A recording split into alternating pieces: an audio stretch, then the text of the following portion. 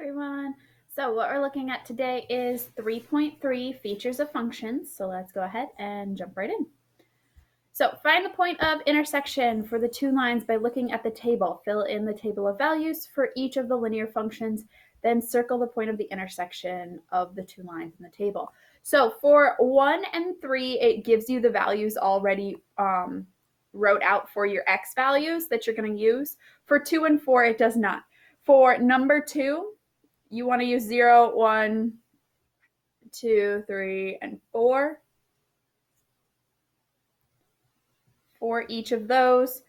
For 4, you want to use 1, 2, 3, 4, and 5. So just like 3, you're just doing these. You're not going to do the 0 term. So we're going to do number 4 together. So we plug in 1 for x. So 1 times 4 is 4. 4 minus 9 is -5. Now we plug in 2. 2 times 4 is 8. 8 minus 9 is -1.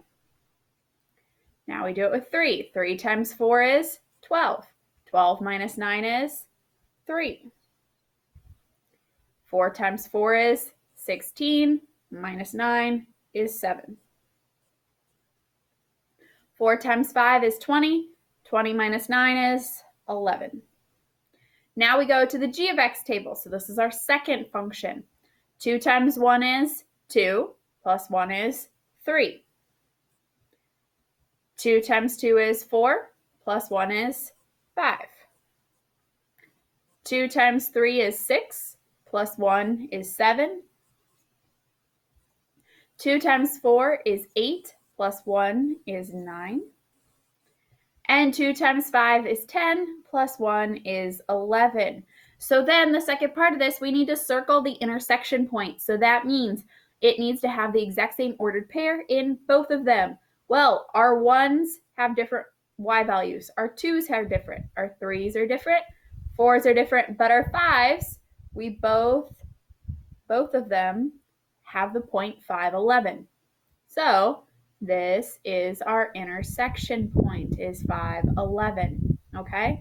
So that's what you guys are looking at here. You're going to plug in each of these x values into the equation and find out what your y values are, and then you're going to circle the point of intersection. And yes, you need to do all of them. So even if our intersection point is at 0 for both of these, guess what? You still have to do 1, 2, 3, and 4. You have to show you can find those points, okay? So that's what you're looking at for this first section. The next section, attributes of linear and exponential functions. Determine if a statement is true or false. If it's false, explain why. All linear functions are increasing. Is this true? Can we ever have a negative slope? Yeah, we can have a negative slope, so this is false.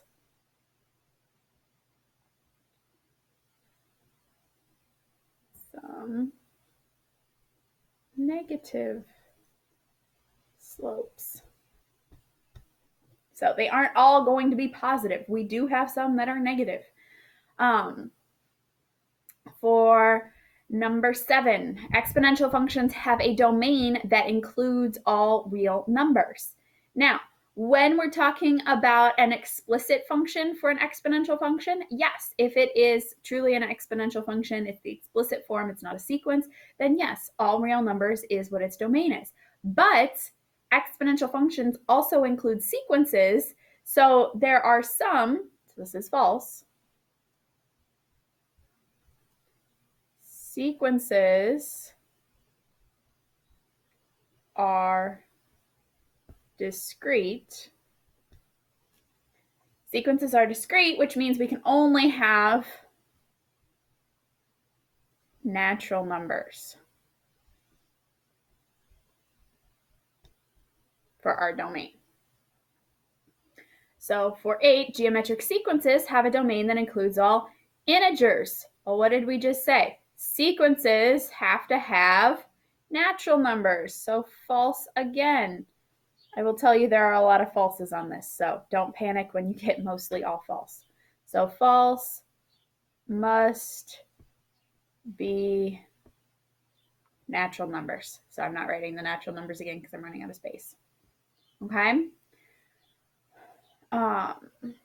The range for an exponential function includes all real numbers. So when we're dealing with an exponential number or an exponential function, it's a curve that's usually going up to plateau or going down to plateau. So it is not going to go from negative infinity to positive infinity. So this is false.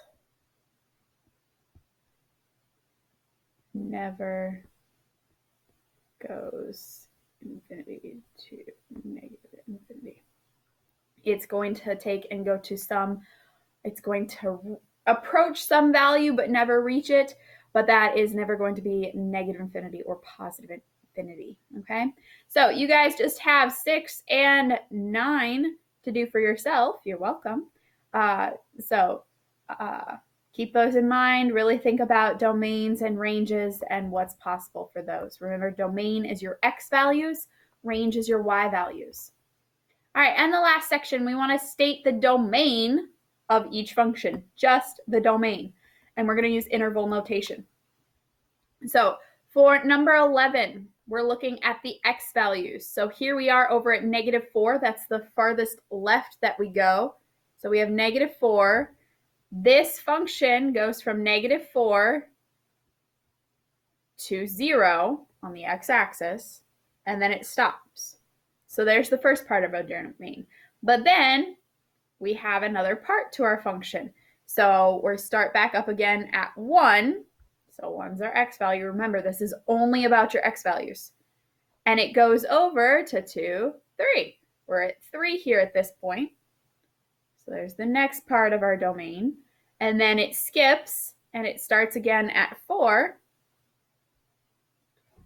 and ends at 5. When you have a piecewise function like this, piecewise means multiple parts put together, you have to write your domain out like this. You cannot say it's from -4 to 5, because guess what? It does not exist between the x value of 0 and 1. So we can't have a half, a quarter, 3/4. That doesn't exist. And it also doesn't exist between 3 and 4. So we can't say it's the whole thing from -4 to 5. So keep that in mind. All right, for 13. For this one, it's got the arrow, which means it's going down to negative infinity, which also means our x values are going to keep going all the way to negative infinity. So we've got our negative infinity, but it does not go to positive infinity, because what do we have here? We have an endpoint. So we're over at 1, 2, 3. So our endpoint is at 3. Now, technically, 3 is not included in this because it's an open circle. It's just approaching 3. So it's approaching 3, but never actually reaching the 3 because it's an open circle. So 2.9, it's included. 3, not included in this function. It doesn't exist there. So that's what you guys are doing for 14 and 12, is you're taking and writing the domain in interval notation for these functions. If it has arrows on the end, it usually means it's going to negative or positive infinity, pending the direction. All right, so your keyword for this lesson is domain. Domain. We've looked at a lot of domain things, both in the true-false section and this section right here. If you guys have any questions, feel free to ask. Have a great day, guys.